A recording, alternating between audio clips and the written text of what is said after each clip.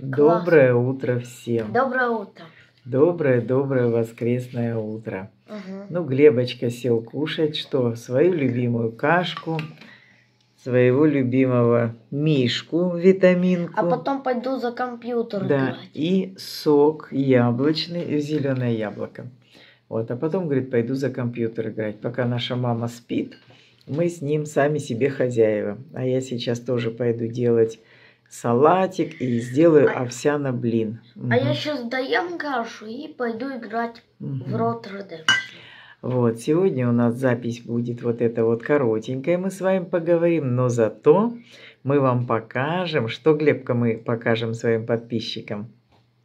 Что у нас вчера был костер. Да, что у нас вчера был костер. Я даже спел песню про Люсю. Да, и мы рассказывали, придумал этот костер у нас Глебчик. Он придумал всех организаторов. Костер он сказал, это будет костер воспоминаний. И, в общем, он всех организовал, он ходил, галдил 2 дня насчет этого костра. И костер воспоминаний у нас вчера состоялся.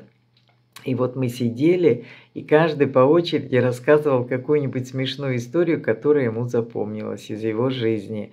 Вот, это было очень интересно. А потом Саша пел песни под гитару. Я подпевал. Да, а Глеб первый раз за все время, он так красиво подпевал. Умничка, вот просто умничка. Да, у Глеба, у него действительно... А потом истории. Да, и слух хороший, все, но как-то он не пел. А вот вчера не просили его ничего, папа запел, и он начал ему подпевать. И, в общем, мы настолько интересно посидели, мы сидели... Да. Да. Мы сидели без 15-11. Да, мы сидели очень долго, разговаривали, смешные истории рассказывали. Смешные песни пели. Да, и только папа успевал дровишки подтаскивать, да? Он думал, что сейчас 2-3 дровишки сожжем, и это, значит, все, ну, разойдемся. А вот не тут-то было. Он только я за дровами. В общем, пожгли мы вчера добро, и, в общем... Мы очень хорошо, очень хорошо. Я потом спою песню про Люсю. Ага, очень хорошо мы провели вчера вечер, вот в кругу семьи, все вместе, и так это было тепло и уютно, очень хорошо. Ну вот, а теперь смотрите, как мы вчера провели время, смотрите, и очень надеемся мы с Глебом, что вам тоже понравятся наши посиделки, да, Глебасик? Угу. Вот, ну и вот, теперь смотрите, и дальше уже мы вам скажем пока-пока, да, Глебка? Да, Глеб, да. А твой воздушный поцелуй? Ну все, пока. Зато точно будет сидеть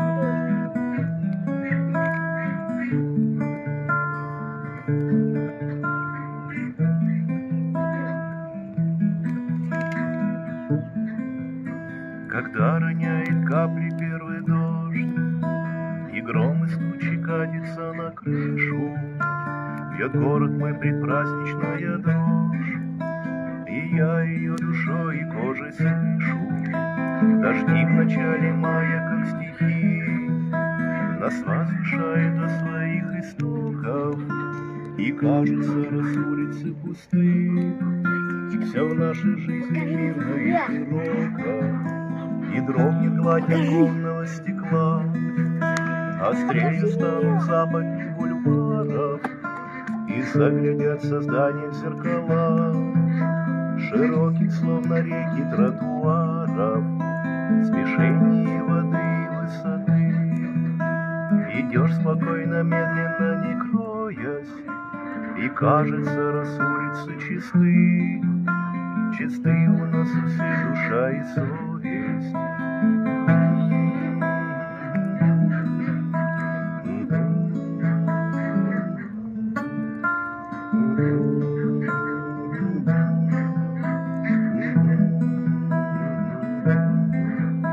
То каплями, то струями бьет дождь, то точка, то тире стучится в раму, и кажется, что все, чего ты ждешь, о встречах посылают телеграммы.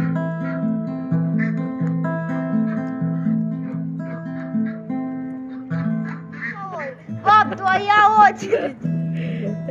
Рассказывай. Поехали однажды мы с моими родителями, дедой Сашей, бабой Галей, на огород. Еще с братом Колей. Да? На дачу? Поехали мы на огород, ну не на совсем на дачу. Раньше брали в аренду поле там целое, сажали картошку. И вот поехали куда-то, то ли в Малиновку, то ли еще куда-то там на огород. Ну, родители, значит, копают картошку, там все, далеко ушли там уже в поле в этом. Вот, а мы сидим на берегу арыка и решили плести косички из большой такой длинной травы. Такая длинная трава, и мы сидим, плетем косички. Нет, это мы маленькие были. И тут дошло до нас, что можно же теперь эту косичку дергать. В общем, короче, я дергал эту косичку. И в итоге она вырвалась. И я так вот через спину кувыркнулся и в арык упал. И меня водой уносит, я вот так вот за эту же траву схватился, вот так вот держусь. А Коля кричит: Саша тонет, Саша тонет. Потом прибегает папа, достает меня из воды. Деда Саша прибегает, мой папа, достает меня из воды, стряхивает вот так вот, пинка коленом под зад дает. Обидно было. Обидно было так. Сперва чуть не утонул, потом еще получил пинка под зад. Это ты придумал. Нет, не придумал. Нет, это он не придумал. Правда? Вот. Потому что родители за меня очень испугались, но я действительно чуть не утонул. Арык был довольно глубокий, и течение очень быстрое там было. Если бы я за траву не уцепился, меня бы унесло, и неизвестно, что дальше было. Плавать я не умел, конечно, я маленький был. Но так вот, теперь уже это весело вспоминать. Мама, было не очень. Твоя очередь. Однажды. А я про маму расскажу. Глеб, слушай, про маму расскажу. Мы жили тогда в частном доме. Она сколько лет было? Ну, лет, ну тогда в другом жили. Лет, наверное, 10, 12, 11 было, не больше. И у них тогда, знаешь, это очень модно было, чужие сады обносить в своем. А в своем доме яблочки есть, все есть, да? Но очень интересно было обнести чужой сад. Ну и вот. И вот один раз, значит, маме так стало плохо, ее дядя Вова прям на руках занес, она чуть ли не сознание потеряла, у нее такие боли были в животе. Мы так испугались, он ее на руках занес, положил на диван, и мы вызвали скорую. Приезжает скорая, и давай у нее, значит, да что ж такое, почему живот болит, там ее обследуют, все. Ага, я всякие причины, там может это. А врач стоит, смотрит на нее и говорит: сейчас, значит, очень часто обрабатывают сады, сейчас время такое, сады обрабатывают, опрыскивают, а детки эти яблочки воруют и едят. И вот оттуда вот такие именно боли появляются в животе. Я говорю: да вы что? У меня ребенок не так воспитан, у меня такая тихая девочка. Она никогда в чужой сад, да это не про мою Олечку, она не ела. А врач и говорит: ну вот мне очень нужно знать, если правда она ела такие травленные яблочки, я знаю, как ее лечить. Я говорю: она не ела, я могу за нее поручиться на 100%. Она лежит и говорит: мы ели такие яблочки. Я вот ее там чуть и не убила. Вот на этом же диване чуть и не положила ее. Мама чуть не умерла, потом бабушка чуть не убила. Да, сперва мама чуть не умерла, потом ее бабушка чуть не убила. Я думала, она никогда не лазит по чужим, не обносит чужие сады. А она обносила, все побежали. И я побежал. Вот так, Глебка. Все.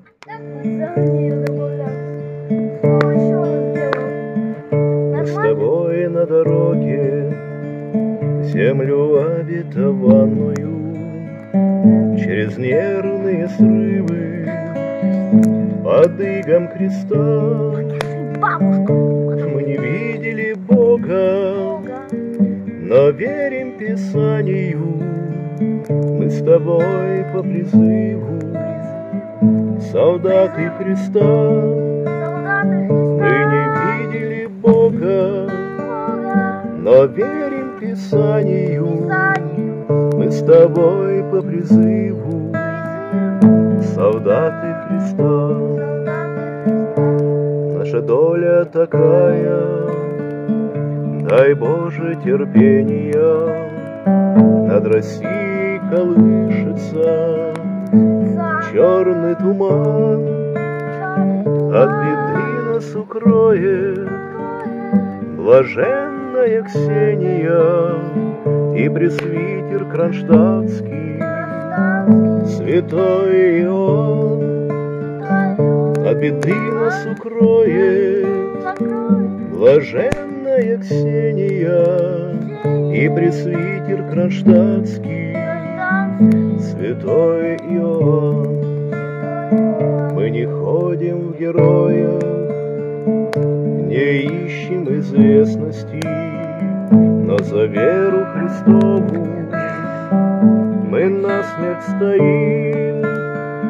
От беды нас укроет Царица Небесная, материнской любовью, покровом своим.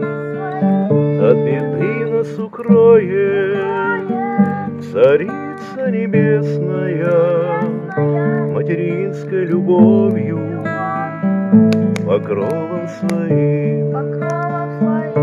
Трубы судного дня заиграют над пашнею, разойдутся по полю святые жнецы и солдаты Христовы, живые и павшие, перед строем крылатым получат венцы.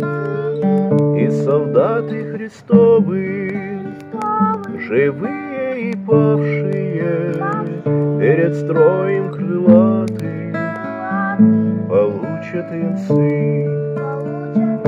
Мы с тобой на дороге землю обетованную, через нервные срывы под игом креста. Мы не видели Бога, но верим Писанию. Мы с тобой по призыву солдаты Христа. Мы не видели Бога, но верим Писанию. Мы с тобой по призыву солдаты Христа. Смешная история Толечки. Мы тогда еще на Глинке жили, в частном доме. Мне тогда сколько лет было? Ну, лет 11, наверное. Лет 12. 9-11. И у нас завелась какая-то лягушка. И она реально как вечер, у нас колодец был, и как вечер она квакала. И вот мама по вечерам, она как-то, когда услышит, особенно если она что-то там подквакивает, мама боялась. И тут, значит, мне посчастливилось. Я иду, и, значит, это лягушка. Я ее поймала, такая довольная. Маме надо показать, а мама до смерти боится. Я забегаю. Мам, я тебе сейчас что-то хочу показать. Она говорит, давай, вот. Мама молча отошла, так села на диван, говорит, пошла вон отсюда. Все, что мне могла сказать. И вот тогда я поняла, что хапнула через край этой лягушкой, а ее так за лапчонку держу, она висит. Пошла вон отсюда. Я развернулась, ушла, думаю, хоть бы не попал. Но мне не попало, но мама тогда белая, как стена, за одну секунду. Я их боюсь страшно. При виде этой лягушки больше говорит, так не делай. Моя очередь. Давай. Вот, На, Олечка. я утром... Помнишь, да? Мам, смотри! Я утром Пошла вон просыпаюсь, отсюда. иду чисто. Ну, мам, твоя очередь. Моя очередь. А я только что рассказывала. Я вспомнил, что можно. Ну, давайте, Сказать. папа. Ладно, вернемся на твою очередь. Однажды мы пошли в горы. Это когда? Это мы тоже еще были, ну, уже постарше, но еще в школе учились. Вот, пошли мы в горы. И вот. Вот. По дороге, пока мы шли, приходилось реку переходить вброд несколько раз подряд. Ну и вот. Значит, переходим мы реку, там все перешли несколько раз подряд вброд. Естественно, что случилось правильно? Ноги промокли. Потом болели, да? Нет. Надевай. В общем, Надевай. пришли мы, естественно, раз ноги промокли, надо разжечь костер и сушить ботинки. Мы разожгли костер, Как в «Сватах». расставили ботиночки все вокруг. Ну и, в общем, пока мы там ходили, кушали, ужинали, ботиночки-то у меня не ботинки, а кроссовки сплавились. В итоге, когда я обратно шел, у меня пальцы торчали вот так вот из И в кроссовков. итоге опять тебе досталось дома. А нет, это уже были убитые кроссовки. Поэтому, в принципе, они для гор. Да как раз пальцы вылезли на вырост. Ну, Это, точно, считай, до можно свадьбы таскать можно можно и было. не менять было, ну. Да. Как долго волк из еще «Ну погоди», чпоньк-чпоньк. Мгм.